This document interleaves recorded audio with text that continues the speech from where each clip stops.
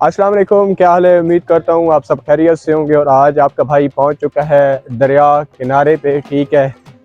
तो देखते हैं यहाँ पे कैसा है माहौल। तो इसके किस्से तो बहुत सुने हैं। तो सबसे पहले हम शुरुआत करेंगे शनिवारी से, क्योंकि यही पहले आया है तो लाजमी सी बात है पहले हम इसका ही विज़िट करेंगे। क्योंकि परसों मैं देख रहा था हमारे इलाके के मशहूर फनकार गुलकार मुश्ताक राना और तारका यहाँ पे आए हुए थे, और जिनकी वीडियो देख के मैं इंस्पायर हुआ हूँ और उस वजह से मैं यहाँ पे आया हूँ।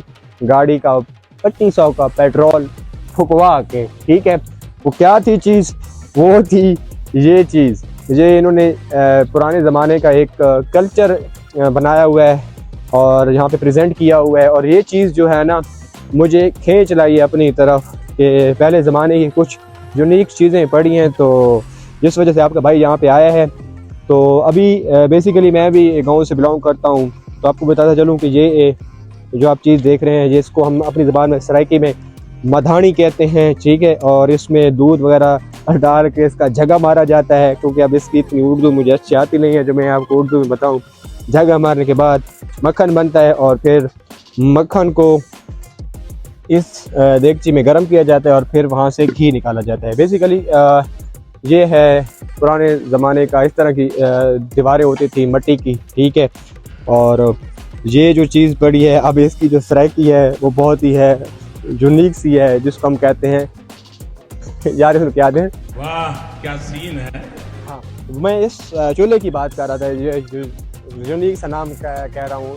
तो क्या कहते हैं दूध काढ़ने के लिए ना, मतलब जिसमें हम दूध को गर्म किया जाता है, हम सराइकी में कहते हैं कि दूध काढ़ने के लिए नीचे हम लोग गोहे रखते हैं, ठीक है। और नीचे गोहे रखने के बाद वो काफ़ी देर तक चलते रहते हैं, ठीक है। और उसके बाद ये इन सुराखों से ना धुआं निकलता है और यहाँ से हवा पास होती रहती है तो आग लगी रहती है, ठीक है। और इसी तरह ये है जी लैंप, यहाँ से मिट्टी का तेल डाल के, और ये चीज़ जिसको हम लैटैन कहते हैं, ठीक है जी। अपनी ज़बान में हम उसको लैंप कहते हैं। और इसी तरह ये कुछ पुराने ज़माने की छवियाँ भी पड़ी हैं, ठीक है। और कुछ खास चीज़, हाँ, वो ये दौरी और मलना, ये पीढ़े और ये निक्के मंझे, ठीक है। छोटे काके अगर आपके हों तो इसमें सो सकते हैं आराम से। तो इस तरह ये परिंदों के लिए इन्होंने ये चीज़ बना के रखी हुई है कि जहाँ पे मियाँ वाली इनको अक्सर कुकड़ों का शौक़ होता है तो वो इसमें कुकड़ वगैरह रख लेते हैं, ठीक है। और साथ सीधी बिल्कुल चारपाई है। हाँ, एक चीज़ इन्होंने मॉडर्न की है, इन्होंने घड़े को जो है ना टूटी लगा दी है। पहले ज़माने में घड़ों को टूटियाँ नहीं लगती थी, चलो कुछ तो इम्प्रूवमेंट आई है पहले ज़माने में और अब। और इसके बाद ये जो है आप देख रहे हैं, ये सबसे बेहतरीन चीज़ है कुआँ। पहले ज़माने में ऐसे कुएँ होते थे, पानी निकाला जाता था, खुद भी पीते थे, जानवरों को भी पिलाते थे, फसलों को भी देते थे।